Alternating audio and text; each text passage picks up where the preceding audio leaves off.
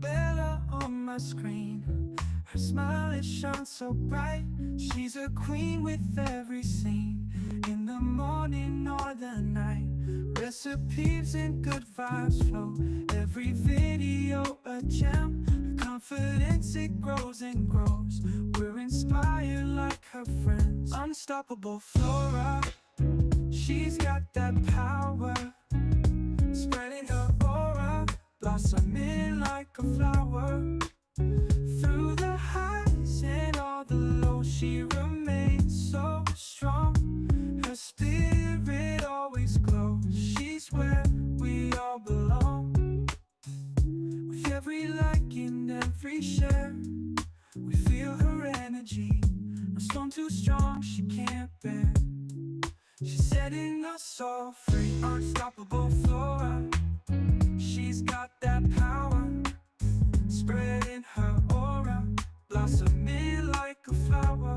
Recipes and good vibes flow.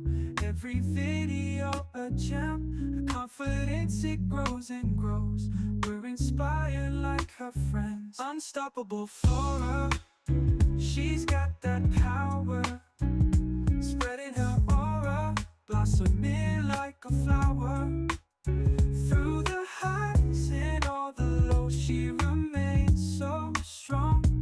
Her spirit always glows. She's where we all belong.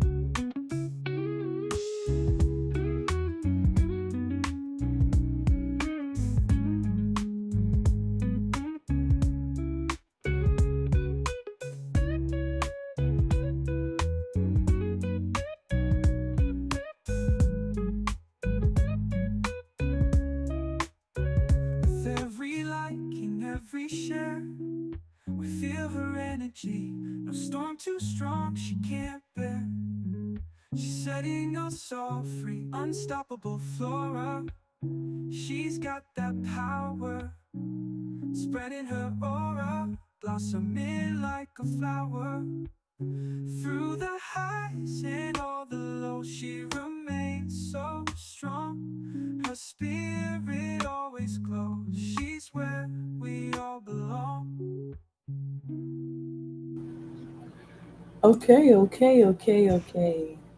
I don't even want to hold you guys up, so let me get back on here. Hello everybody. I don't want to hold you guys up, but I do have a little bit of a treat today because not only am I covering true crime body cam, but we'll be making real life connection to the theme today, right? Obviously, the theme of today's body cam show, we're kind of picking up where we last left off with episode 42, and we're moving on to 43. This episode is going to be about live stream crimes. All right, we're really going to go into this phenomenon of people using the internet as a medium for their actions, whether it be social actions, whether it be domestic situations, whatever the case may be. We're going to get into a lot of that today.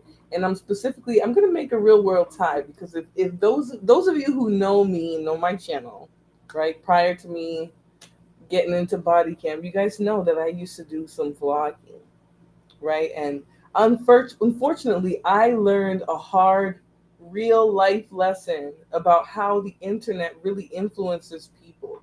Okay, the internet has done this really wicked thing. Hey, Robin, what's going on, beautiful? What's going on, everybody in the chat? Miss Joanne, what's going on?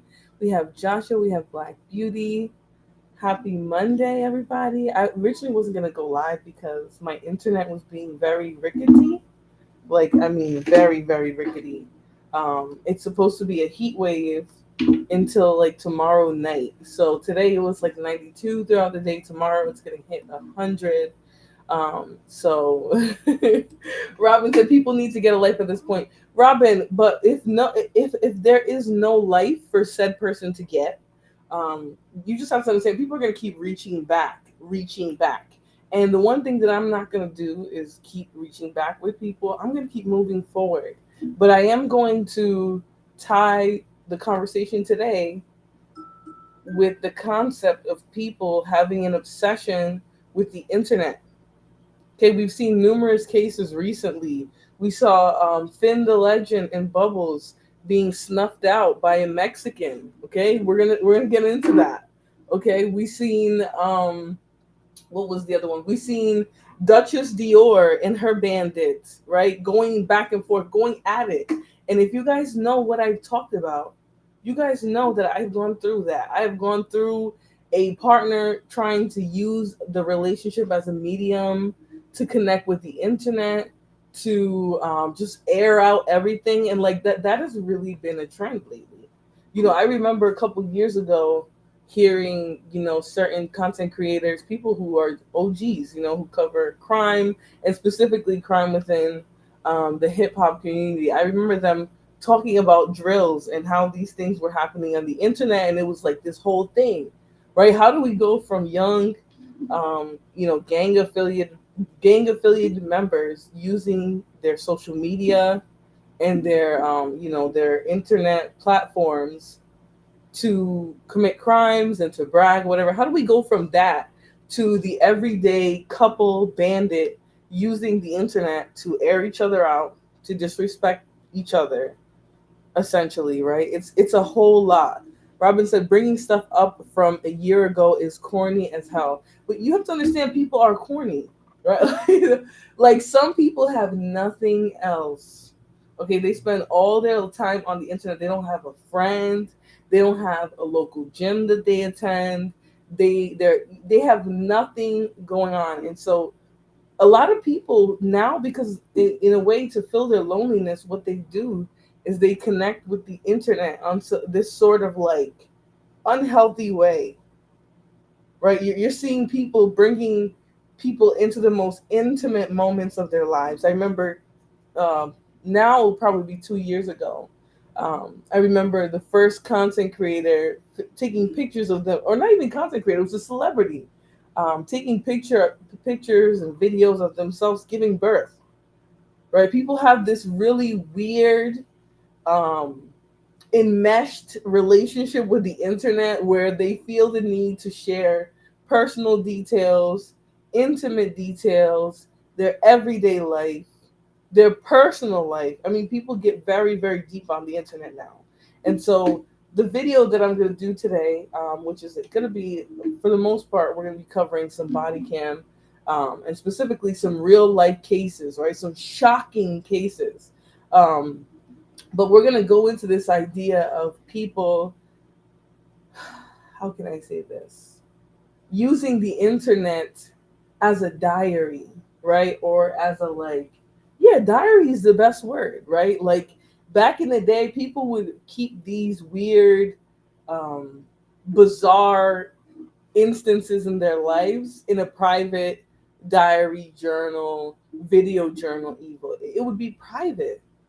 But now it's like people use the internet for anything. When I was watching the Duchess Dior and I forget the name of her bandit, rest in peace to the two of them. At the end of the day, people lost their lives. But when I was watching that play out, I'm just like, this is crazy. He's airing her out, saying she don't know how to keep it between her legs. She's saying, oh, he can't handle it now that he's done with them. I mean, this is obviously a toxic couple. But for some reason, they felt the need to not only air their relationship out, but give common people that mean nothing to them constant updates on their arguments, their day to day movements, their cheating, their infidelity. I mean, it's just ridiculous, just kind of really crazy. So we're going to start. Okay, we're going to start kind of all right, we're gonna start with where I was talking about, right? Where we were first introduced to this idea of the young kids, the young boys, the young YNs, right? Using social media and other platforms to brag about deleting people, right? That was the first time that we had heard this. Let me move that. All right, so let me put this video up here, and we're gonna start with this. And this is the first. This is not the first time, right? But I'll say like the first time I've heard of the concept of people using the internet, to commit crimes, to display their crimes, just being very bizarre on the internet. It was when I was hearing about cases like this. Now, this video that we're going to watch has a couple of videos in it, so feel free to bear with me, guys. Do me a favor and hit the like button. Okay, we're definitely going to keep on the topic today, right? I know you guys are here because you want to hear the mess, and I can't say that I'm going to deliver 100% mess for you, but we're definitely going to get into the topic. We will get into some mess because I have to play for you guys some of what I went through so you guys can understand what I mean when I say that people have become empowered by the internet, right? The internet has truly made people feel seen in ways that they've never felt seen before, right? It's people who have no associates, no relationships, no friendships, no nothing in real life. They come on the internet and they build a community. They become enmeshed with complete strangers. So we're going to start here, guys. Do me a favor, hit the like button, and enjoy the show. Many teens love to go live on Instagram, Facebook, or TikTok so they can connect with their friends. But in recent years, the live streams of some young people have captured some awful events. These are some stories of young people whose deaths were shown on live. So, The guys, teen who took her own trigger warning, very, very quickly, trigger warning. The subject matter in this video is about self-deletion. This is a very young person who self-deletes. And I'm going to say what we come to find out about this case could be very, very shocking. So although I'm not going to share exactly what it is that we're talking about, just to preserve the concept of the show, I will give you guys all a trigger warning as we continue. life on Facebook Live. Teens playing out on social media. The 14-year-old girl in foster care, and tonight her biological mother is blaming the Department of Children and Families for the tragedy. Naika Venant was a 14-year-old girl who just wanted to be loved and accepted, but her short life was full of pain and disappointment, and ultimately led to her taking her own life. And it was an incredibly sad day here at this law office where the girl's biological mother spoke, and her attorney is blaming DCF for not properly placing the child. Now Naika's mother, Gina Alexis, says the fault should be placed on her daughter's foster family. It's a feature we're told Naika Venant used often, Facebook Live. Days before the unthinkable happened, she posted this video, which appeared to show a happy 14-year-old version of herself. Let me just say this too, like, it's really disturbing that the kids are coming online and it's the only place that they connect with people. It's the only connection that they have to like a social, there's really kids that are experiencing like deep social isolation, and there's a lot that goes into that. All right. Obviously this case is of a young girl, but much like a lot of people today, she was spending a lot of time on the internet, and come to find out, that was a source for her of being seen, of being heard. What she was sort of going through in her life was kind of bizarre. But, the internet has started to become this like journal, this like diary to people, right? This place that people can go. It's almost, I hate to say it like this, but like people who feel rejected, who don't feel seen. And at some point we all do, but specifically people who aren't validated in their everyday life, they cling onto the internet more than everyone else. And that's not to shame them. I'm just showing that like when a person is vulnerable, the internet can be a very deadly thing. All right, let's continue. What must be going on in the mind of a 14-year-old girl who decides that this is the only way to escape the suffering in her life? There was a lot more going on in this young girl's life than anyone could ever tell just by looking at her smiling face. It all changed Sunday morning with a different post when the teen would live stream her own death. She hanged herself in the bathroom of her Miami Gardens home. I am sick and devastated. On the night of Naika's tragic death, her biological mother, Gina Alexis, says she was awoken to a storm of messages coming in through social media. It was people telling her that she needed to check on her daughter right away because something was horribly wrong. Gina called a foster caseworker, but didn't hear back. She then logged into Facebook herself to see if she could find out if what people were telling her was true. It was then that she started receiving screenshots.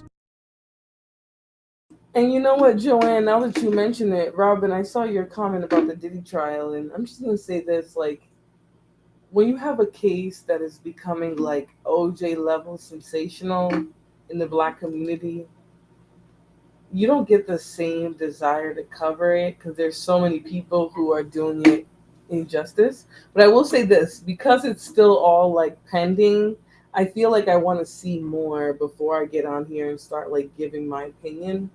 Um, it's a heavy trial for me personally.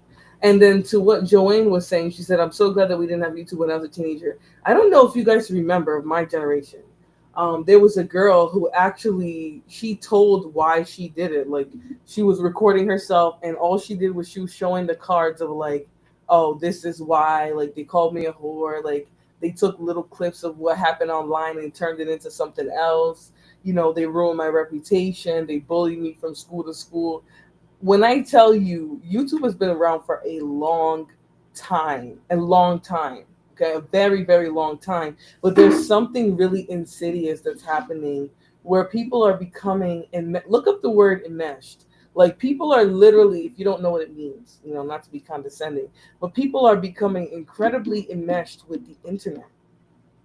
Like this lack of boundaries, this lack of knowing what is too much and or what's too intimate. Like, a lot of people have lost their sense of privacy, um, and they really have begun using the internet like a journal, like a diary, like a video diary. And honestly, that's the craziest thing to do in 2025 when you have so many people out here now using the internet not only to steal information, but to defame people, to, you know, lie on their character, all types of stuff, you know. But yeah, there's something going on with the internet presently where people are becoming too comfortable. It's like that idea of AI taking over, right? Like taking over our brains because we're just so addicted with the convenience of not having to type our own text messages or look for or search manually what we want to watch, right? There's this weird energy going around with how people use the internet. And that's something that's just bizarre. Robinson, I used to watch YouTube for music videos until about 2009 when I came across blogger channels. You know what's crazy? I was definitely doing the same thing, right? When I was younger than that, I was using YouTube point blank just for music, lyric videos, listening to new songs, watching music videos a lot of the time. That's all it was for. It wasn't this place where you go and you tell your deepest, darkest secrets, that you get vulnerable for money. Like, because that's what a lot of these people online are doing it for. I'm not saying her or any of the people who we're gonna talk about today per se. But a lot of the times, the way you see people using the internet, being quote unquote vulnerable and showing intimate parts of their life with the internet, it's a money grab, right? It's a way to get people to feel like they trust you, like you're someone they really know, that they really love, right? Even though you're a stranger to them, it's, for a lot of people online, it's a way to get people to feel close to you, right? If you tell them everything that's going on in your life, if you get them awkwardly enmeshed into your life, then they might feel responsible for you and your children, right? They might send you money if you say that you don't have anything for Christmas, or if you say that you need to buy them shoes or clothes, right? That's how a lot of it functions. I'm not going to shame the poverty stricken because, listen, we're all a paycheck away. But this is how it works for a lot of people who use the internet. Now, a lot of the times, the kids get caught in the crossfire. This is a 14-year-old. What could she have possibly been getting out of the internet outside of companionship, right? She's in foster care. And I'm just going to say this. I'm not saying every child who ends up in foster care is because they have a bad parent. But if that parent don't get it together and get that child out of foster care, there's no reason for a child to be in and out of foster care for 6, 7, 8, 9 years. It's because that parent is not getting it together. I'm sorry. So this child was going through an immeasurable amount of trauma, you know? So anyways, let's get into it. We're going to see kind of how this works. She actually ended up deleting herself on camera. So this was a very triggering thing. You know, Facebook doesn't play. They don't keep these type of videos up. So it was removed expeditiously, but that's not before 600 people live were watching it. And it was passed around to some extent to other channels, you know, so. Oh, hello, Mr. Girl Dad, cooking up deliciousness. Thank you so much for joining me in the chat today. Let's continue. That confirmed what was going on. Naika had tied one end of her headscarf to a shower rod and the other end around her neck in order to kill herself. It was too late to save her. Gina was able to tell by the hair of the girl from the screenshots that it was her daughter. Reports say that the 14-year-old was live on Facebook for 3 hours before her death, but that many people were asleep at the time, as it was late at night. Her biological mother broke down while speaking about her daughter's death. She dreamed of one day being reunited permanently. I have trusted Florida foster care people to care for my baby. And let me just say something. She killed herself on Facebook. You didn't trust. I hate that I pre-watched this one. Honey, you didn't trust no foster care. You did not have a choice. The states decided for you where your child went. So all this extra fake tears, it's something about these cases. A lot of the times when it's a sincere, like, damn, my baby was in foster care while she was going through this. When it's a genuine case like that, you don't see all this extra stuff that this mother was doing. Okay, I hate that I watched this one ahead, but I did.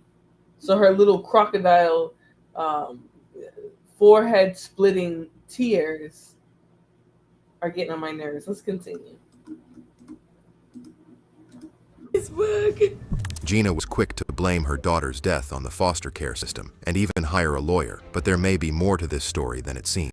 She's retained an attorney who blames DCF for ignoring warning signs and failing to properly place Naika, who in recent months had run away, even been Baker acted at one point, exhibiting unruly behavior. The term Baker acted references a law in the state of Florida that allows family members of someone struggling with their mental health to seek treatment for them right away, even having them temporarily put in a facility where they can be kept safe while they are getting the help they need. But clearly, Naika was not getting the help she needed, considering the horrific outcome in this story. These messages show that Florida is not providing appropriate therapeutic services for the children that it takes into custody. DCF released a statement about the teen's tragic death, which Gina says was too little too late. DCF is responding to the incident with this written statement saying, "We are absolutely horrified and devastated by the news of this young girl's death.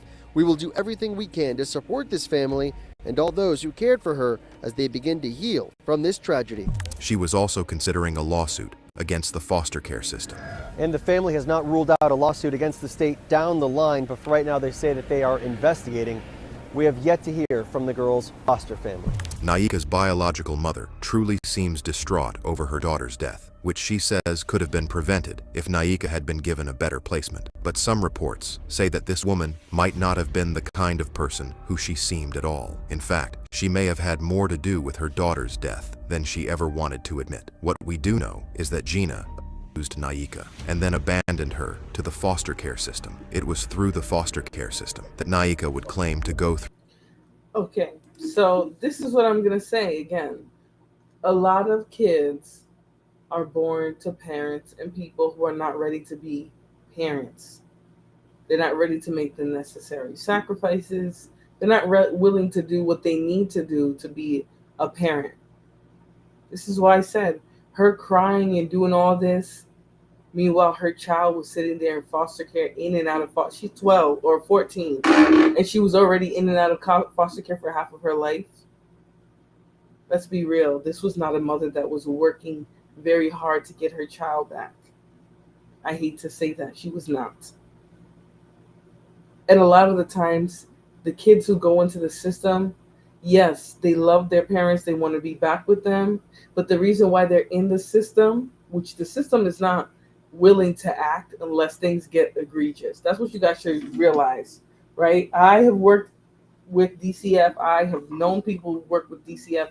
The system does not get involved until things get gruesome. I hate to say it.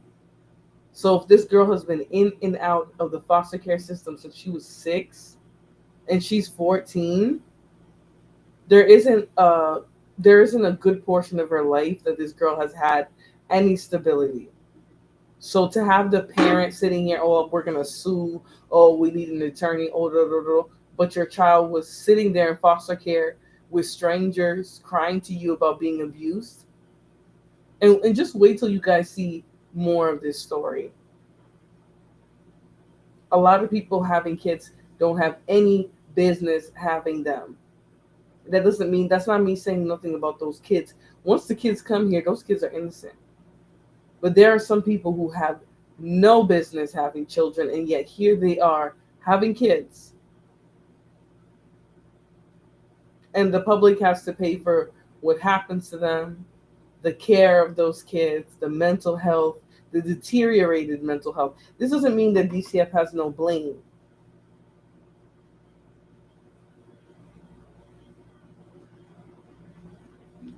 Let's continue. Through even more abuse. But even after everything her mom did to her, Naika still forgave her and wanted to be with her again. Just 4 months before she died, the teen texted her mother, telling her that she was going to start doing better. She was going to work hard in school and be on her best behavior so that they could reunite and begin living together again. I want to be that little girl you once had. I'm ready to grow up and take responsibility as a teenager. And then there was this heartbreaking message in which she pleaded with her mother to forgive her for her past mistakes and said that she didn't want to stay in foster care. I can do better, I can. Give me another chance. I don't want to be here trying to stay strong. While it's not clear exactly what words Gina used in response, some reports say that she taunted her teen daughter, who was clearly already hurting. But not only that, she may have even been watching her daughter's live stream. It happened just a few weeks ago, but the Department of Children and Families has been investigating. And they have released a new report revealing the teenager's mother was watching that Facebook live stream. Well, Eric, it's a critical incident rapid response team report. It's 20 pages. It goes into a lot of detail, and it reveals that not only was this teenager's mother watching, but it alleges that she was also contributing, writing comments and adding fuel to the fire. Days after Naika's death, her biological mother fought back. Well, I'm going to say this, okay? People can say that I'm being biased or whatever they want, okay? But there's this thing in the Black community. Don't get triggered. But there's this thing in the Black community where people put the weight of the world on the shoulders of Black girls. Doesn't matter what age they are. There's no humanization. There's no childhood. There's no innocence, right? Black girls are expected to just grow up, take whatever trauma is being offered to them, take whatever nonsense and just blatant trauma and disrespect and just accept it. And if they say anything, then they're unruly, then they're disrespectful, then they're this, that, and the third. This has been a running theme in the community for a very, very long time. The only people who don't act like this are people who have already gone out of their way to break the stereotypes and break the stigma and break the all of that in the community where, yeah, it's the truth, Robin. It's the complete truth where Black girls don't even get to be girls. Right? Sojourner Truth said it like so long ago, right? Ain't I a woman? Because the humanity gets stripped from Black girls by everyone, the people who are supposed to love them, the community, the greater society, other children, other women, other girls, right? This is an everyday thing where Black girls are dehumanized. So am I surprised that her own mother was sitting here saying filthy things to her, being tough love and all whatever bullshit she's gonna spread for being this way? You gave up your fucking kid. You couldn't even speak life into her. I'm sorry, guys. I'm a little triggered. You gave up your kid. You couldn't even speak life into her. You had to drag her even from afar where she's living with strangers, while she's being abused, while she's dealing with trauma and still loving you. I mean, this is down low. But the problem is this doesn't surprise me. This is community behavior. This is how Black people treat Black girls. It's just the way it is. Oh, they got to know better. they got to do better. If they do wrong, they're evil, they're bad, they're fast, right? R. Kelly preyed on young girls. He sat outside their high school. Everybody knew the fuck it was going on. Do you think anybody in the community said, oh, let's stop this predator? Oh, no, they called those girls fast. They made fun of them. The same thing with Cassie. I remember being a teenager and people making fun of her, calling her a whore, saying that there was videos of her going around, that she was a skank. The whole time she's being slutted out by a deviant. This is the community. This is how they treat women, specifically black women and black girls, because there's a bunch of people now in the community that they just give space. Oh, yeah. And I'm saying this to say that we should not sit here and be surprised that this lady was dragging her own daughter. We should not be surprised by that. She was sitting there watching the live stream of this little girl, showing that she was on the brink of self-deletion. Right? But because everything, black women and black girls get gaslit about their experience their entire life. Oh, you're just making shit up. She's lying. She wants attention. Right? They did that to a child, and look what happened. Was she lying? Was she seeking attention? Is that why she deleted herself? I mean, I really want to know, because people act like these things are so common. Oh, yeah, people doing stuff for attention. Now that she's gone, what attention is she getting? She's literally gone. Right? They wait till it gets so harsh and so, like, gone. They wait till there's no return to be like, oh, really? Was there really something wrong with her? Well, we got to talk about black mental health in the black community, and we never talk about it again. I mean, this is a 14-year-old, and we still don't see something wrong with how black girls are socialized. Yeah, that's terrible but true. I mean, it's very apparent. It's very apparent based off of how black girls who are traumatized are treated, how their trauma is regarded. I mean, the fact that there really isn't a lot of people advocating for black girls. I mean, we're talking the largest group of trafficked teenagers. And a lot of times the people who know about what's happening to these girls will call them fast, will make excuses, will say they chose. This is what we do in the community. Every other community can recognize somebody being manipulated, abused, preyed upon. Everybody else can recognize that. But the black community just can't. We have to sit here. And you know what? I want y'all to really see what this little ragtail lady said to her own daughter, because it said that she was watching the live stream, even though she denies it. Tears, sitting beside her attorney as she blasted DCF for not doing enough to prevent her daughter's death. But in DCF's new report into Naika's death, investigators allege her mother was actually watching that disturbing broadcast for 2 hours. And what the report says that Gina wrote to her daughter is so cruel that it could make anyone's heart break. Hashtag ADHD games played, you sad little DCF custody expletive. That's why you where you at for this dumb expletive and more. You keep crying wolf, you dead, you will get buried, life goes on.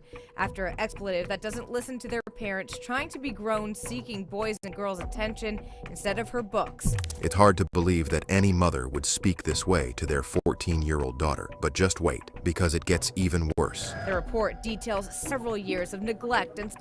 Let me just say, this is what really got me, like, you already gave her up to be in the physical presence of strangers. You can't even be nice to her. You can't even try to speak life into her at all. I mean, this is a pathetic example of a parent. I mean, really, truly, this is exactly why I advocate for birth control, for baby deletions, all of it. Because if you don't want to have a kid, don't have one. Stop forcing people to have kids that they don't want, because this is exactly what happens when you do that. This lady had no desire to raise a black daughter at all. And if she got other kids that she has custody of, shame on the state of Florida.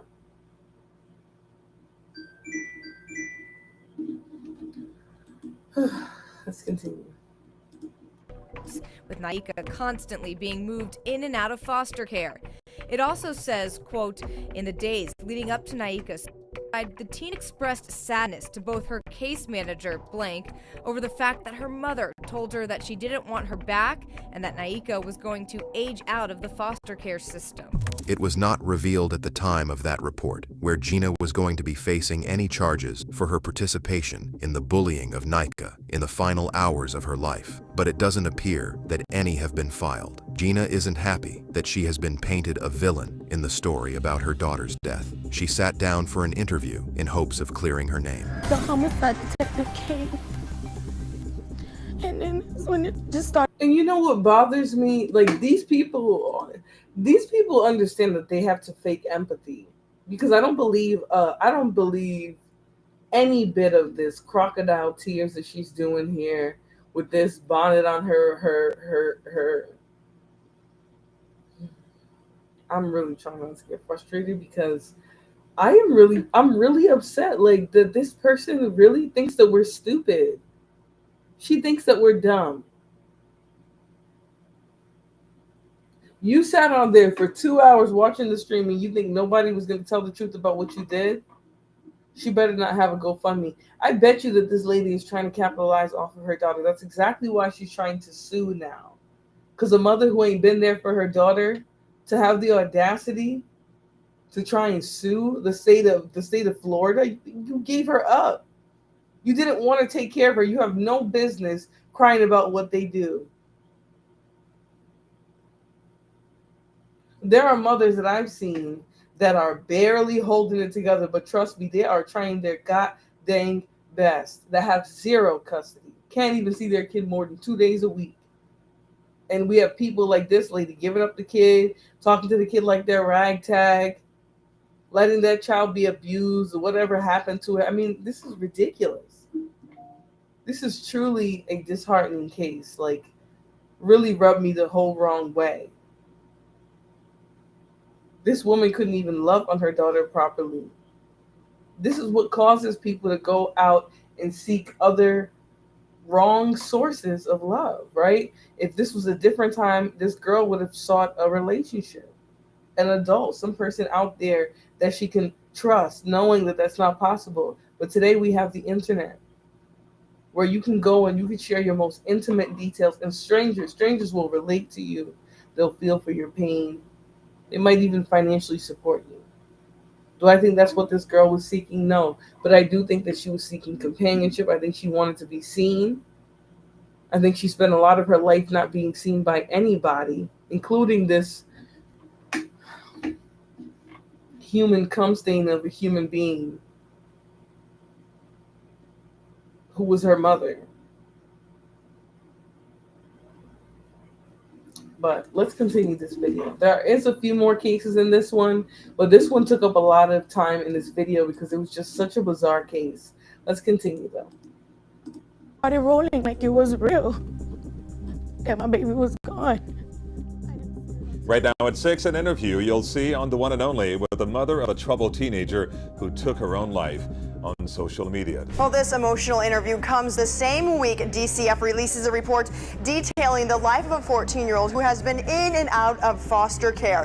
Her mother, though, she says she blames the system. She was like, something is wrong with Naika. You need to contact DCF. Gina is standing by her initial story that she wasn't watching the live stream during all that time, and that she only found out about what her daughter had done after someone sent her a picture. I see a screenshot of my daughter that's hanging, and it's showing that it's live with about 600 viewers. Alexis, accused of being one of those Facebook viewers herself. The mother of two, though, swears she's never seen that video, initially thinking it was a hoax. So what about that comment that she left under the live stream? I didn't know. I thought she was playing. I saw the kids saying it was a hoax. And you know, that's the funny part about the internet. The internet is always going to show you the receipts. And people who lack accountability, they will lie to you in your face. They don't care what evidence you have. They don't care the proof that you have. They will lie to you in your face. There is comments, and they screenshotted that shit because they said, oh, so what about the comments she left? Would you like me more dead? No, Def never say that. I don't want to live no more. What happened? Tell me what happened. I'm just sorry. Tell me what happened. So she knew damn well her daughter was thinking about deleting herself.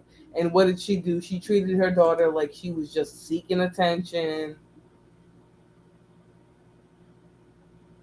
This is what happens when you devalue the life of a child. Right? They see no value in their own life. You don't have to do nothing to them. You don't have to spank them. You don't have to humiliate them. All you have to do is make them feel like nothing. And this is what happens. Sin 7 says, will they? Will who? Will who? All right, let's continue. I didn't know. I thought she was playing. I saw the kids saying it was a hoax. I saw the comments. Gina acknowledges the slur she called. You thought that your child was playing when she said she wants to end her life? You're clearly not a very attuned parent. Okay? I don't care what type of joke. I don't care how funny my child is. As soon as they start making self-deletion ideations, we're going to be evaluated. I don't care how much I have to pay out of pocket. I'm taking you to the nearest hospital and you're going to be evaluated. I'm not playing games with you. I don't care. I'm pulling up to whatever location my child is at. Hey, this is the messages that my child sent me. Y'all need to take her to go get evaluated. That's if she was truly a parent that was involved in trying to better the outcomes of her child's life. It sounds like she just wanted to chastise and talk down to her child while also refusing to parent her, while refusing to be there for her. Mind you, I'm not saying this child was innocent. Teenagers are rarely that. Innocent in that she didn't do nothing to deserve the life she got, yes. But did she probably do a few things that she wasn't supposed to? I bet she did. Like any other teenager, like myself and yourself when we were teenagers. But to deserve a parent that will talk to you like this, when you're actually saying that you're in crisis, I don't care how funny my child is. Like I said, I'm taking you to an emergency room and you're going to get cleared before you come to my house. Before I take you home, the doctor, the psychiatrist, the psychologist, the therapist, they're all going to say that you're healthy. Because you shouldn't play about your children saying that they want to self-delete. So for her to sit here and act like she's parent of the year, but somehow you ignored your child telling you that she was feeling hopeless, helpless, she wanted to be deceased. All right, but besides that, this is how her mom chose to deal with her, knowing not only was she online, so the quote unquote seeking attention, it was a hoax, but she's texting you saying that she's feeling like self-deleting. And this is what you do. Her daughter in that hateful comment, but is excusing it as tough love. She says, though, she was only using tough love in words her daughter could relate to. So I'm telling her, stop playing games. No. Kiss the inside of my black ass. There is no justification for talking to your child like that when they're telling you that they want to self-delete. Sorry, nope, not giving you a pass. Not giving you or that scarf a pass. There is no tough love. Why do black kids need tough love? Why can't you guys just love on? But I mean, these kids literally go through trauma. And you talking about tough love? You left your kid to the foster care system. Tough love what? Did you think it was tough love when you gave her up? When you couldn't do what you needed to do to keep her in your life? Wasn't that enough tough love?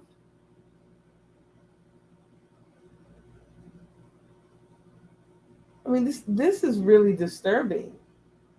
It's disturbing that she felt like she still needed to teach her daughter a lesson after giving her up to the state and terminating her own parental rights. Did she do it permanently? Probably not. But if you're sitting here threatening your child with giving her up to the state, you don't know how to parent your child, you don't know how to reach your child, there's a reason for that.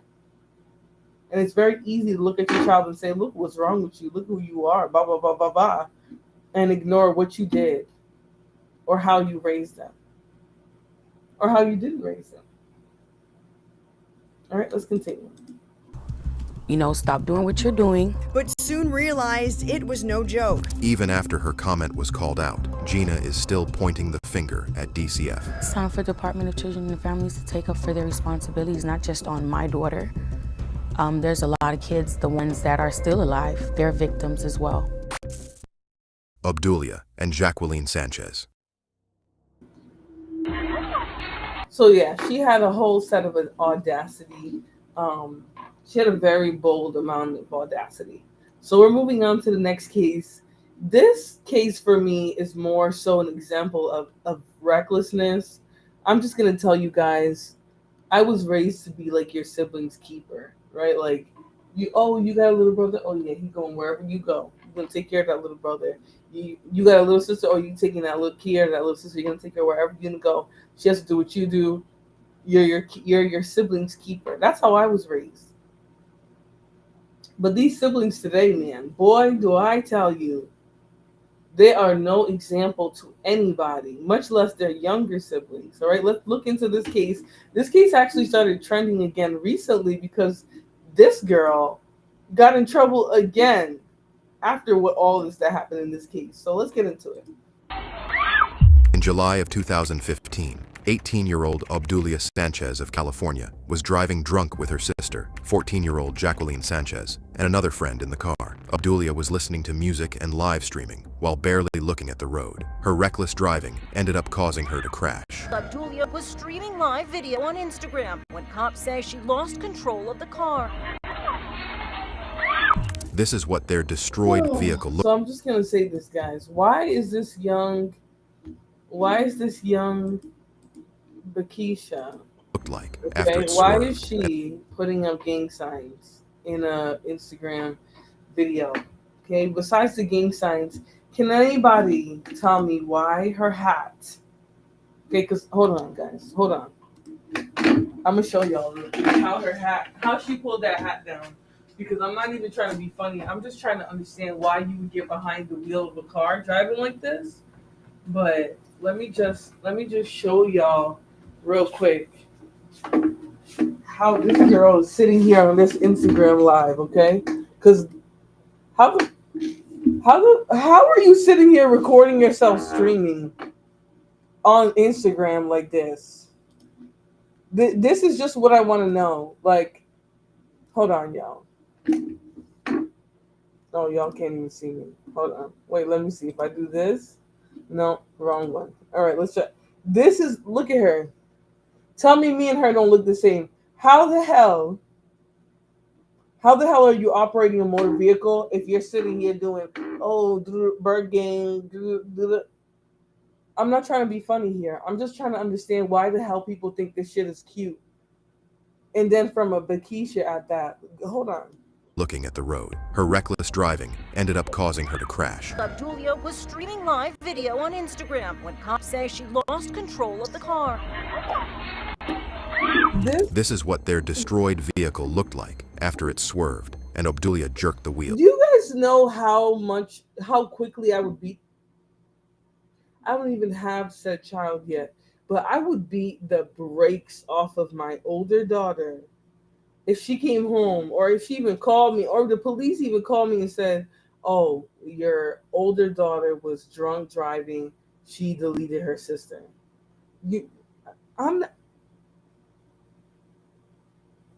Seek God. Y'all might say it's easy to say because I don't have kids now, but this is insane. To be that reckless behind the wheel when you have your little sister with you. Yeah, there's so much things that people are just doing because it's the internet. Oh, I see somebody get pew-pewed. I'm not calling the police. I'm going to record them bleeding out.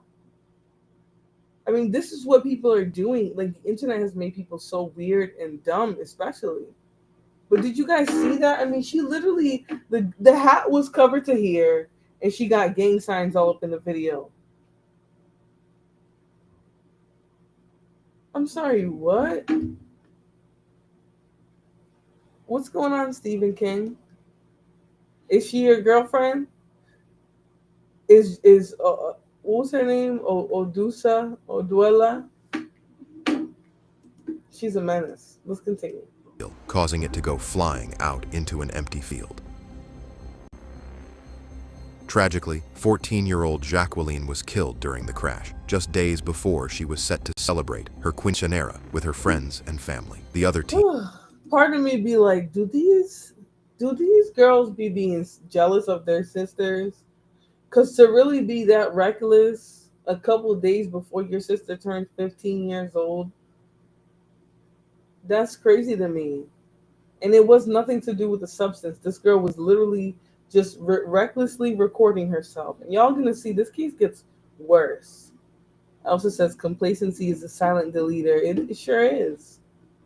It sure is. When you sit there and you just let people do the stupid stuff that they're gonna do, and you don't call them out and you don't set them straight and say, listen, you are doing some dumb shit, you're being complacent.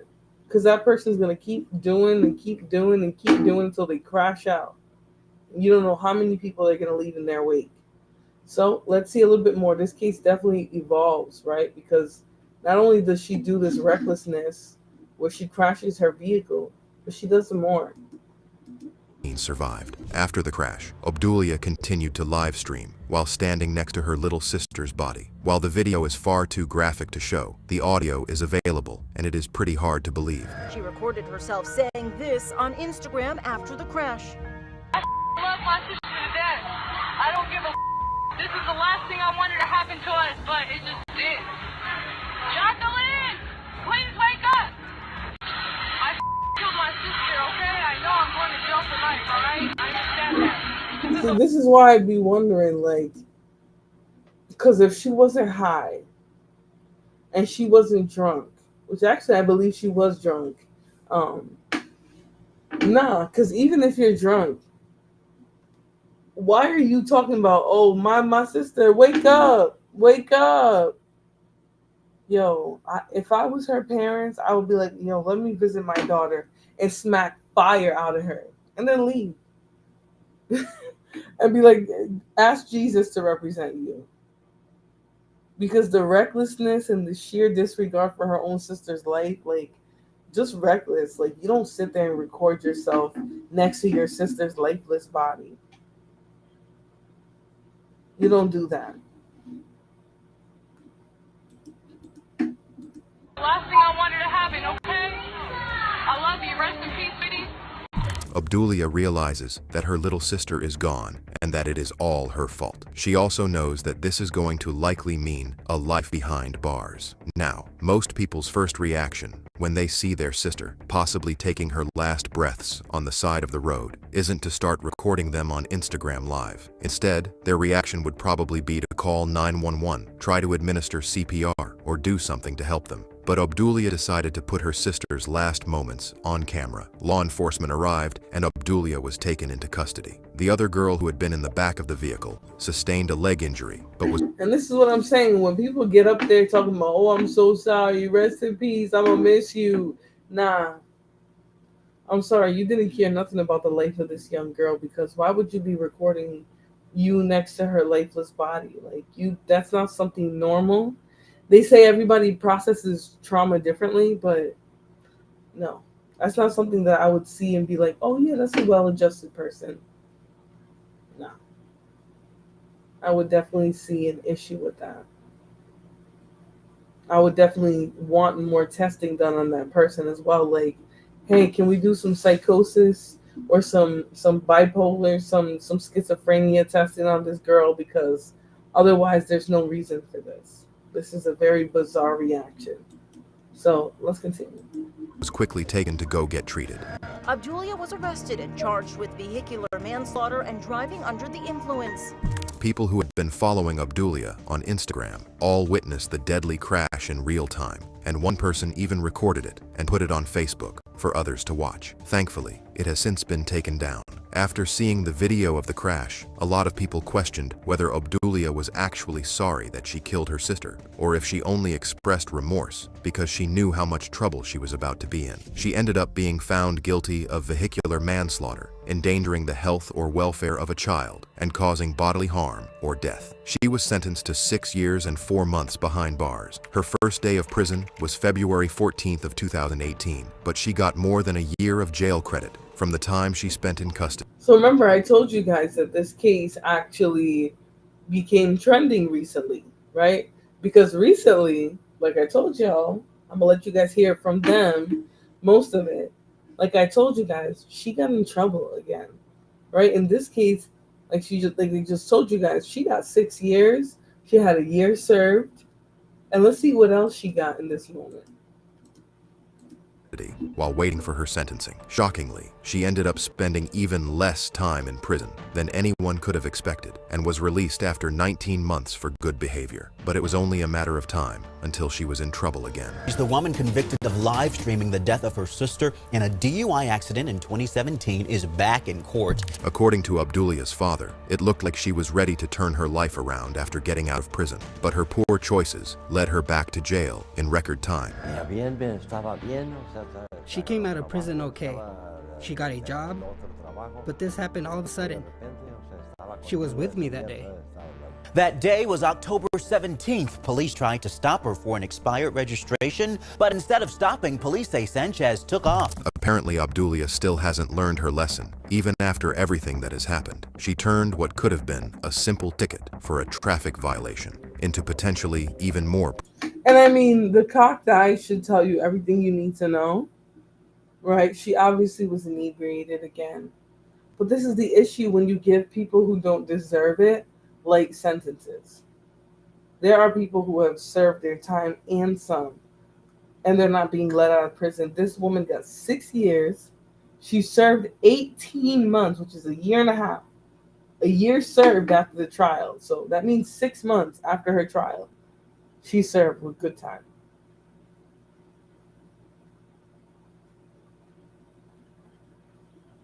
And she's back. For somebody who really cared, wouldn't that be a deterrent and also a motivator, right? Okay, I got away with it. Not I got away with it, but I got free. I got a second chance. I only spent 6 months in jail after my trial.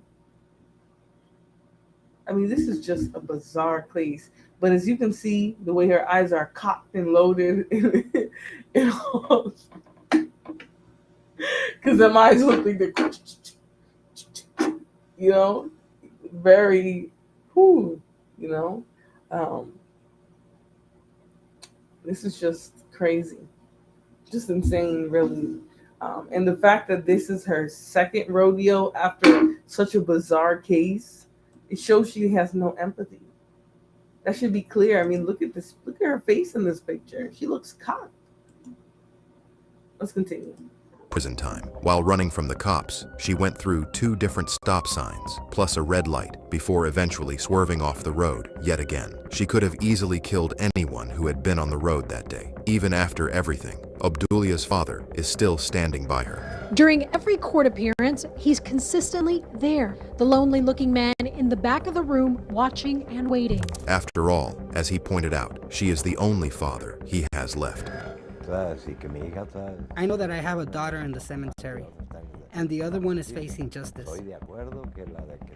And I'm okay with that because I know she needs to face the consequences. Obdulia's father hopes that she will be treated with leniency and allowed to come back home instead of spending even more time behind bars. The best thing that could happen to my daughter is for her to come home and to have her under surveillance or supervised.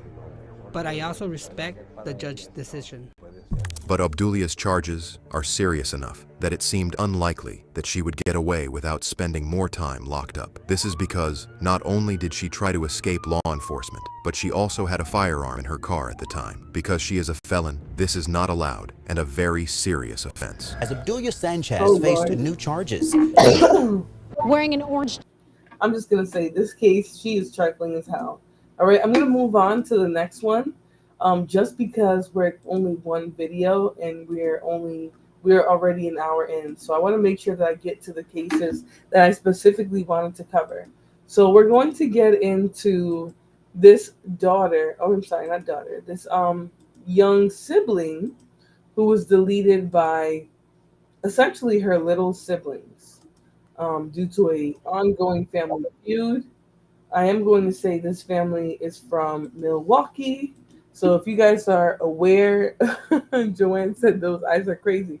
Yeah, they were cocked and loaded. You see what she was like? Hold on, I'm trying to find the camera. Hold on. She was like staring up into her brain and shit. It was just so weird. It was very weird.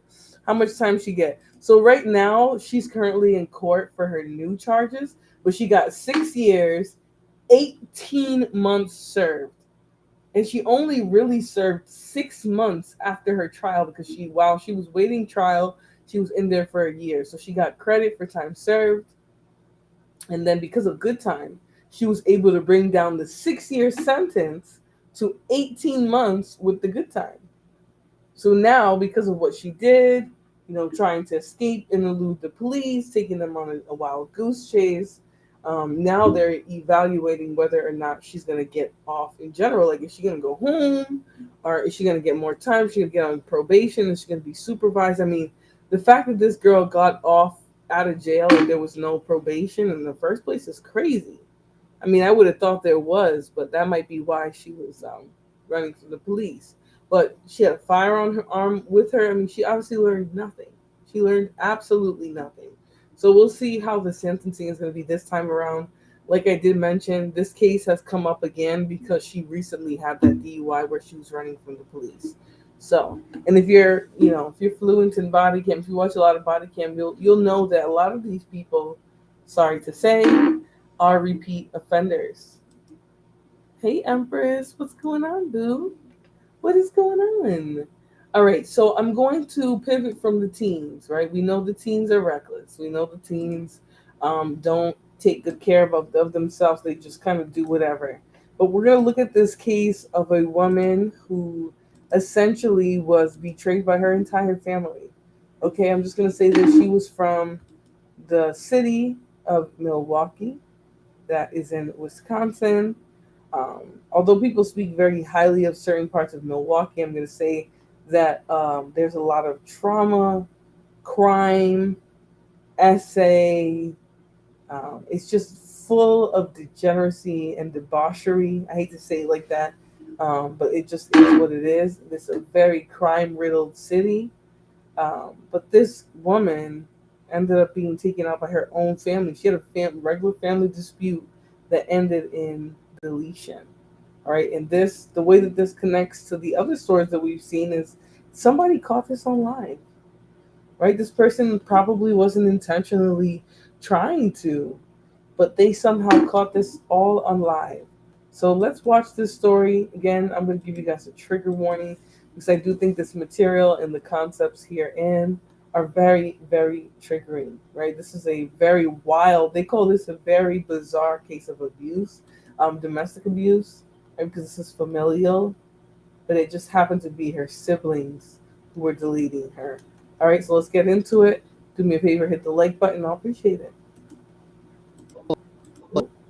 In mourning after 29-year-old Ashley Hudson was shot and killed. And she just didn't deserve it at all, and she needs justice. The phone screen glowed with the familiar blue of Facebook Live, but nothing about what unfolded that Monday night was familiar. Across the street from the intersection of West Valete and North Drockmer Luther King Drive, someone held up their phone and unknowingly became witness to the unthinkable, a 29-year-old mother's final moments playing out in real time for anyone with an internet connection to see. Ashley Hudson had been many things to many people. To her children, including a newborn who would never remember her voice, she was everything. To her friends, she was the one who showed up, who brought the laughter, who stayed until the last card was played and the last tear was dried. But to her own family, the people who should have protected her, Ashley had become something else entirely. The argument had started online, as so many do now. Heated words exchanged on Facebook between Ashley and her siblings, digital venom that festered in the... And I'm just going to say, like, this is exactly why, excuse me, that I believe people like Dr. Romney and other experts in, you know, narcissism and other types of dynamics and relationships, this is exactly why they believe that you have to go no contact with some people. Some people, it's not safe for you to be interacting with them on a daily basis. And not just because there's animosity, it's because there's a lack of understanding, right? You guys don't speak the same language. There's no consideration for each other. And sometimes it's just better. It's better not to deal with each other when you don't know what to do with each other. This was a case of she had no business interacting with her family. But a lot of the times, because people feel attached to where they come from, no matter how toxic it is, right, they will stay in contact. They will believe, oh, no, I can't go no contact with my parents. I love my parent. You can love your parent from afar. If your family member, parent, whatever you call them, puts your life in physical danger, you can love them from afar. And I believe that's what she should have done. I can't speak to whether she would have been alive or not. I think that's simply her fate. But sometimes it's just better not to interact with people. You're better off not dealing with certain people. You might love them, but the interactions are never going to be healthy. They're never going to be reciprocal. And it's better to just go without. Right? Sometimes it's better to go without. So let's continue the video. Do me a favor, guys, if you haven't already, please like the video, share, subscribe, join the membership tab, support the channel, anything that you're interested in doing. I'll appreciate it. Glow of phone screens. By 11 p.m. on June 16, 2025, those words had spilled out onto the Milwaukee streets, transforming into something far more deadly than anyone could have imagined. Target. What happened next would be captured not just by surveillance cameras or witness statements, but by the unblinking eye of social media, preserved forever in pixels and shared across networks, turning Ashley's murder into a viral moment that her loved ones would stumble upon in their news feeds. Their grief compounded by the cruel mathematics of views and shares. The bat came first, then the knife. Ashley, bloodied but still fighting for her life, managed to get up. She was a mother. She had 3 children waiting at home. Getting up was what mothers do, but they weren't finished with her. "Don't shoot me!" Ashley's voice cuts through the night air, captured by the live stream that would later haunt everyone who heard it. The plea hangs there for just a moment. A desperate prayer from a daughter to her own family before the gunshot answers with finality. 3 relatives would be arrested within hours: a 15-year-old boy, a 16-year-old girl, and a 21-year-old woman, Ashley's own siblings. Hudson's family said the 15... This is what I'm saying. First of all, them young people were way too young. Way too young. Way too young and misled to be doing what they did in the first place. With finality. Now, this person who was in their 20s, I don't know who the hell they were. But they could not have been her mom, because she was in her 20s, I believe. Or maybe she was just a little bit older than her siblings. So maybe like late teens, 19, 20, 21-ish. But she was pretty young. So she couldn't have been, none of those people could have been her parent. But sometimes I'm telling y'all, it is just better. There's no connection, relationship that you need to hold on to that requires you to accept disrespect, violence, lack of consideration, lack of love, support. There's none. Let's continue though. 16-year-old boy, 16-year-old girl, and 21-year-old woman that were arrested were her brother and 2 sisters. Her teenage brother allegedly pulled the trigger. Her uncle, Anthony Hudson, said the siblings all suffer from behavioral and mental health issues, and they were arguing over issues between Ashley and their mother. He said his sister, Ashley's mother, stayed on the scene and is still in police custody. "I kind of feel like I lost my whole family that night," Anthony Hudson said. "I hate that it all happened on Facebook Live. That's what devastated me the most, to see my own nephews and nieces, to see it like that." Video shows people speeding away after the shooting, but Hudson said what's not shown is his nephew returning to the scene. "My baby sister called me and said, They killed Ashley. My nephew killed Ashley, he said. He said it was an accident. He didn't mean to do it, and he just aimed it, and that was it. The weapon, according to those who knew the family, may have belonged to Ashley's mother.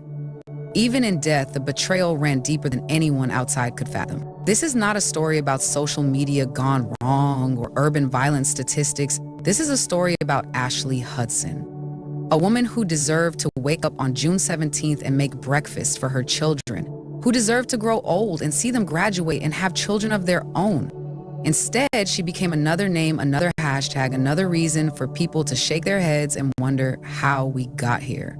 But before she was a victim, before she was a viral video, before she was a case number in Milwaukee's homicide files, Ashley Hudson was a person.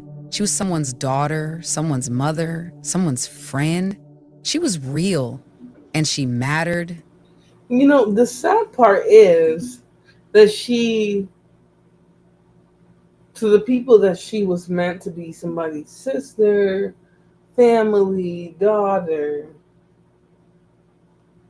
she was more in danger with the people she knew. Right? So although it was her siblings, the fact that this went on in the first place, right? There had to be adults in their life that realized that this is how they were communicating with each other. This type of behavior towards each other doesn't just start overnight, right? The aunt or uncle, I forget which one it was, said, "Oh, they're all behavioral. They all have issues." Why does a 16-year-old behavioral young man have a gun, or 15-year-old? Right? Why is the 16-year-old sister with that said sibling who also has a gun?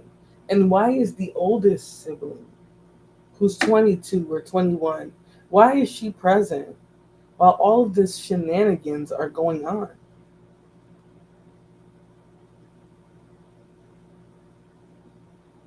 She's there. And somehow the younger sister is supposed to fend all of this off. I don't know exactly how old she is. I don't think they mentioned her exact age, but she was supposed to fend this off. She was supposed to stop all this.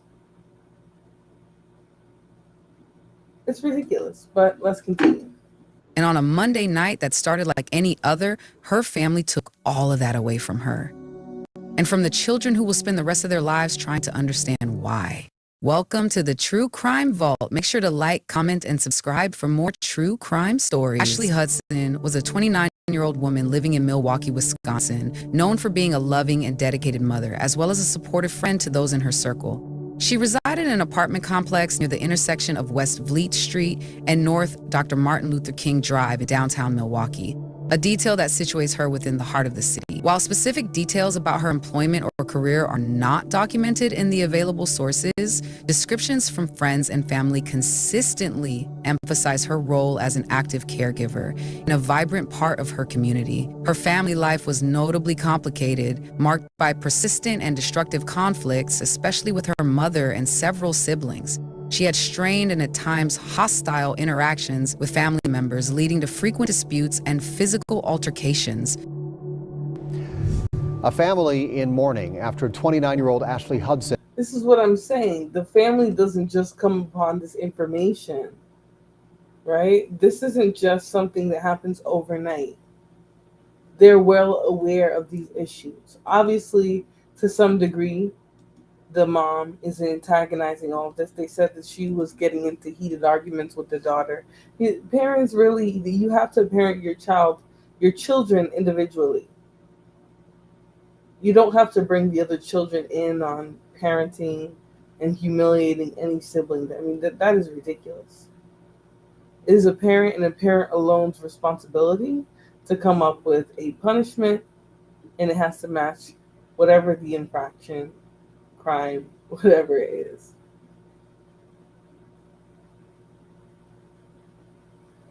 I don't know what type of interactions this young woman was having with her mom, but obviously the mom was antagonizing her in a way by bringing the siblings into it, whether we see that or not. If the siblings are so passionate about it, they're running up on her. Yeah, they're being egged on by a parent. Let's continue though. Hudson was shot and killed. Since she just didn't deserve it at all, and she needs justice. Police have arrested 3 people after the shooting last night near MLK and Vliet. Our Milwaukee County reporter Brendan Jones joins us live with There's got to be something scientific about the MLK boulevards of each of these areas being the most dangerous. There has to be. Let's continue. Hudson is being remembered. Brendan?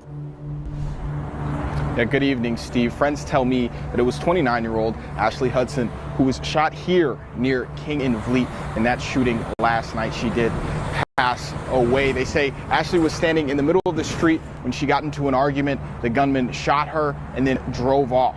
This whole crime was caught on camera. Ooh, he popped. He just shot dude right there. Friends tell me an argument between Ashley and people she knew escalated and it led to gunfire. In this video, you can see a group involved in the incident pile into a black car and drive off. Paramedics arrived, but unfortunately... You guys are going to have to explain to me in the chat. Do me a favor. Please explain to me what type of arguments that you have with your family that could possibly lead to a pew-pew fight. That's what I want to know, because I don't see how this escalates. But I want to know, is this more common than I'm thinking? Do family members be pew-pewing each other all the time? Let's continue. Could not revive Ashley. Milwaukee police say a 15-year-old, a 16-year-old, and a 21-year-old have all been arrested, and charges are being referred to the Milwaukee County District Attorney's Office. Annalisa Thompson says she was Ashley's close friend and is now devastated by this act of violence. Just so messed up. It was so messed up, and they just took off, and they just didn't care. We need to get her the justice that she deserves, because this was not deserved at all. Thompson obviously emotional right there when we spoke to her. She said she is glad that it was caught on video, as it'll be evidence that could be used to bring Ashley justice. Thompson says her and her friends are planning a candlelit vigil and a balloon release later tonight where people and loved ones can come share the memory for Ashley Hudson. Here near King Drive in Vliet in Milwaukee, Brendan Jones, TMJ4 News. The conflict within Hudson's family extended beyond verbal arguments. Court documents revealed that she was afraid for her life due to ongoing threats. And let me just say this. I want to read this because I'm reading from a news article in Milwaukee called 620 WTMJ, right? And they're basically saying Milwaukee police say Hudson's 20-year-old sister, Elia Friesen, and another family member got into altercation with her over a social media post and beat her with a bat and a speaker. A bat and a speaker. Her 15-year-old brother, Haziel Friesen, then shot her. Beat her with a bat and a speaker, and then shot her. What type of behavior does somebody have to do to you for this to be the lengths that you're going to go, and this is how you're going to deal with them? The brother is charged with first-degree intentional deletion. He can face life in prison. The sister faces 1 count of aggravated battery. She could face 11 years in prison. Hudson's mother, Tara Hudson, is charged with obstruction for allegedly lying about witnessing the shooting. She could face 9 months in prison. So really, everyone's getting away with kind of a slap on the wrist, and this girl is gone. It's really disturbing how these kind of cases play out, but let's see a little bit more. Obviously, they're going to speak to some of like the intimate drama, but I really don't like that there isn't more formal charges for people in these situations. Let's continue. In physical confrontations with her mother and at least one of her sisters. In 2023, Ashley filed for restraining orders against both her mother and a sister, citing incidents including being followed, threatened with a gun, and assaulted at her own residence. Examples from these petitions include statements such as, "I'm not safe. I fear she is going to kill me," and descriptions of being approached by her mother wielding a handgun. Nevertheless, despite obtaining restraining orders that, among other provisions, prohibited her mother and sister from possessing firearms, the danger persisted and ultimately proved fatal. Despite the tumult in her family background, friends recall Ashley as reliable, protective, and fun-loving, someone who would frequently organize card games or social gatherings. She was described as the life of the party and was regularly there for others during moments of need. Interviews with both friends and relatives highlight her capacity for resilience, warmth, and joy, even amidst personal strife. Ashley Hudson maintained relationships with her father and half-siblings on her father's side, who described her relationships with her mother and her mother's children as fraught with constant arguments and fighting. Her father, Antoine McGee, described long-standing familial tension, remarking on the history of fighting and feuding amongst siblings, and expressing both shock and sorrow at the tragic outcome. I clearly stated that we not finna get on Facebook and we not finna do this bum ass shit. We not even finna do it. First off, you hoes don't even know Ashley. Y'all don't even know Ashley. First off, the bitch ain't been right in her head since we was little. She's schizophrenic, bipolar, all type of shit. Like come on now, like y'all don't even know her. And I'm not mad about the video of the girl posting it. I'm actually happy she posted the video because I literally just got in the house and I called it. I said, it's one of my sisters. It's Ashley or Celia. So I commented on the girl live and I asked her her name. She didn't reply fast enough for me, so I just pulled up. Bro, me and Ashley fought plenty of times, bro. Plenty of fucking times. Nobody said, "Oh, go shoot her, go stab her," because she got the upper hand. Go do this, go do that. My mama would have never handed me a gun to go shoot her kid, bro. She would have never handed me no fucking gun to go do something to her kid. Like, is y'all cool? Is y'all fucking cool? And like I said, you hoes don't know my sister, bro. Because if you knew Ashley, bro, she been fighting her mama and her siblings all her motherfucking life. This not the first time, this not the second time, this not the fourth time, no fifth time, no nothing, bro. She literally been fighting them motherfuckers since she was down there 10, 11 years old. All the time. They always jumped on her. Like what? You hoes don't know nothing. Like, y'all don't know nothing. Y'all own faith, y'all weird. Y'all weird as fuck. On my life, y'all weird. The candles flickered against the June wind the next evening, casting dancing shadows. And let me just say this. Are we weird for being disturbed by how much violence your family was exhibiting? Or are y'all weird for being that violent? You know, it's always people who are so accustomed and really they normalize a high level of violence that are calling people are weird. How about you're weird? How about you are weird? And there's a problem with you, right? That you will watch siblings, aunts, uncles, cousins beat the brakes off of each other like it's normal. There's something truly wrong with that, guys. There's something truly wrong with that. I'm trying to keep these videos nice and rewatchable at about an hour and a half. So we're going to finish up this video and then I'm going to come back, guys.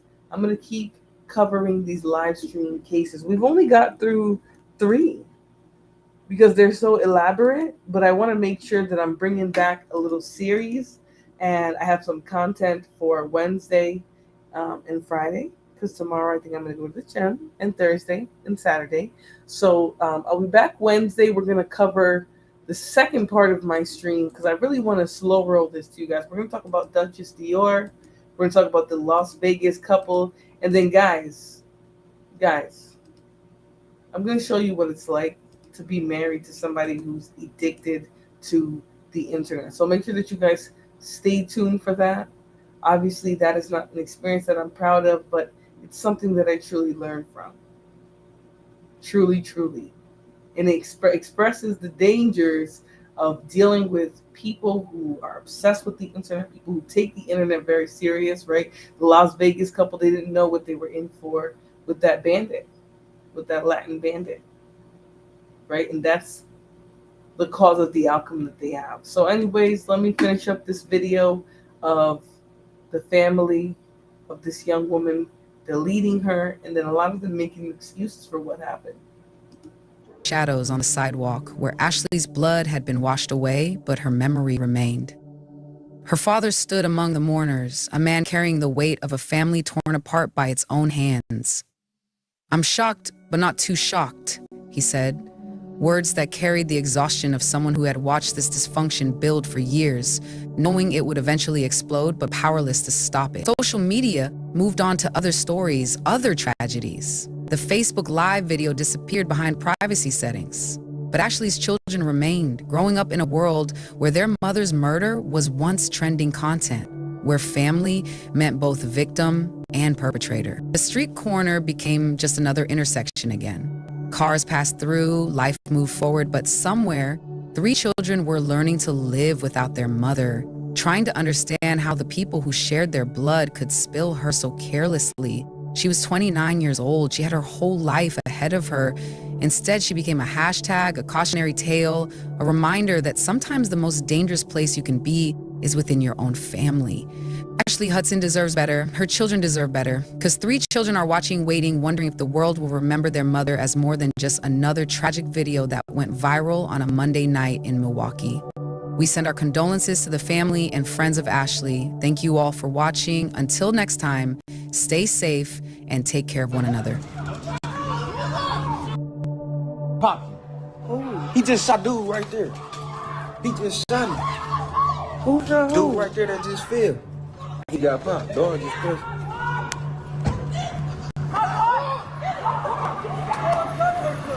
And I went live. This is the part I went live on.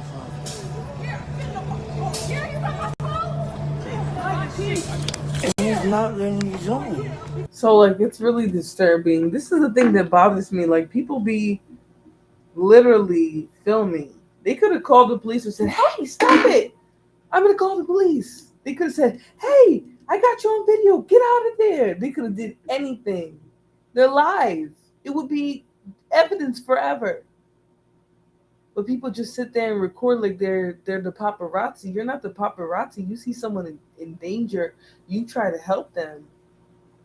But people are so disconnected from what they're seeing on the internet. Everything's just a TV show. Everything's a joke. And stuff like this is happening every day. This is a very fairly new case. This came out about 4 days ago. In June 2025. Yes, this was like June 16 or 18, something like that.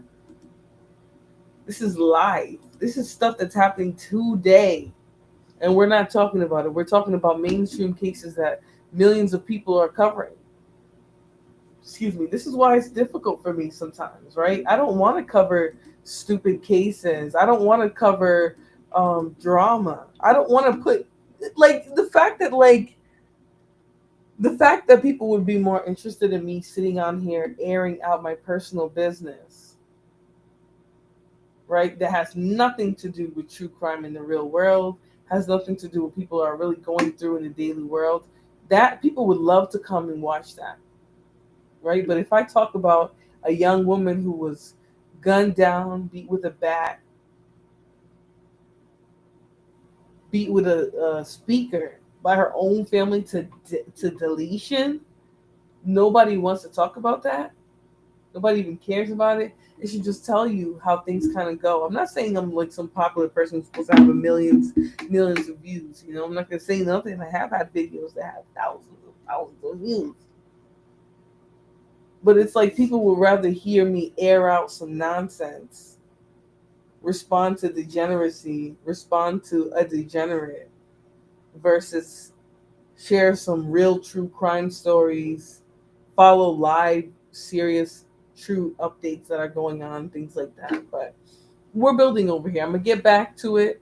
You know, when you spend a lot of time out of streaming, which for me, it's been 2 months, you kind of start to get looped back into those algorithms that I'm not even in. Like, I don't even watch or really spend time on any algorithms these days. I just stay off of YouTube for the most part because I have a real life.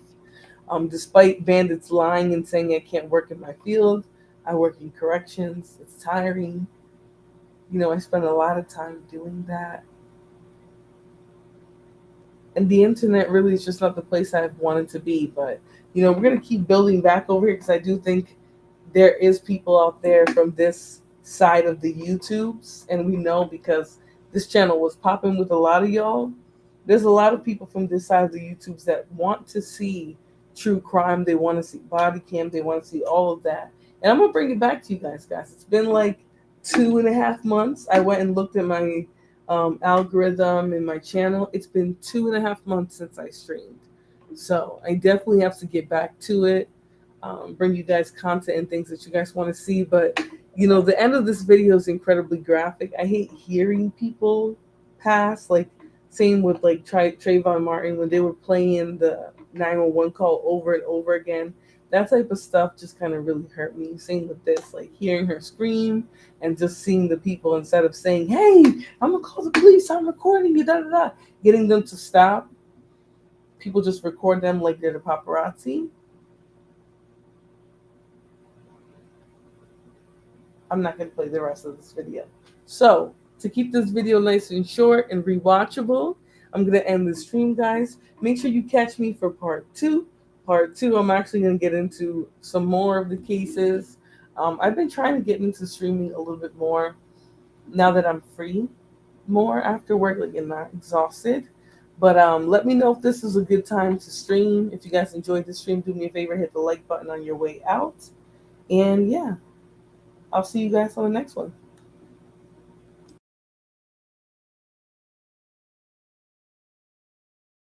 Sorry, guys. I'm going to send you off with some music, and then I'll see you in the next one.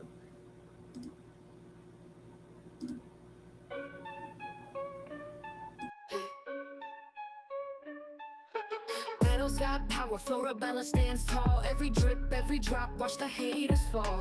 Channel sharp as thorns, ain't taking no mess. Scroll through her feed, feel that queen's finesse. Vines tangle tight, but Flora breaks free. Roots so deep, can't mess with her tree. From the mud she rises, roses from the dirt. Every comment section she lays down hurt.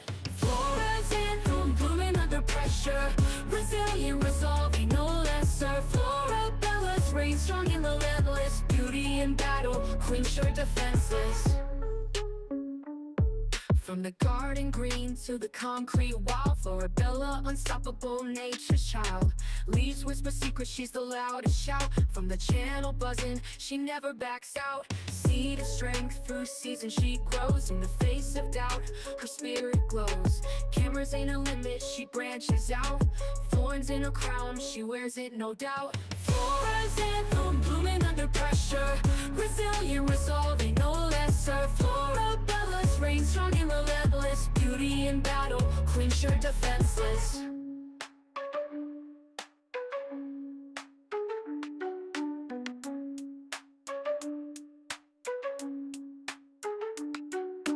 Flora's anthem, blooming under pressure. Resilient, resolving, no lesser. Florabella's reign strong and relentless. Beauty in battle, queen sure defenseless.